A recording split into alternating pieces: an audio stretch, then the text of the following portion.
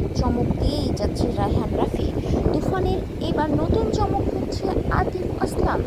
আতিফ আসলামের একটি গানে অংশ নেওয়ার জন্য কলকাতায় ঘুরে আসার কথা, আর সেখান থেকেই তিনি তুফান টিমে জয়েন করবেন এমনই পাক খাচ্ছেন দুনিয়ায়, যদিও সত্যতা এখনো পাওয়া যায়নি।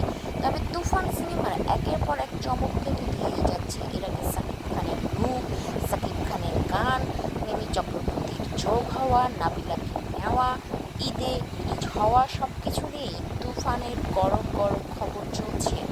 এখন এই তুফানে আরও যোগ দিয়েছেন চঞ্চল চৌধুরী। আরও শোনা যাচ্ছে ভিলেন হিসেবে যিশু সেনগুপ্ত। সব কিছু মিলে তুফান দারুণ যাচ্ছে। এখন দেখার বিষয়, তুফানে আতিফ আসলাম এটা কি শুধুই গুঞ্জন, নাকি তুফানে আতিফ আসলাম আসলেই যোগদান দেবেন? যদি এটা হয়, অনেক ভালো ব্যাপার।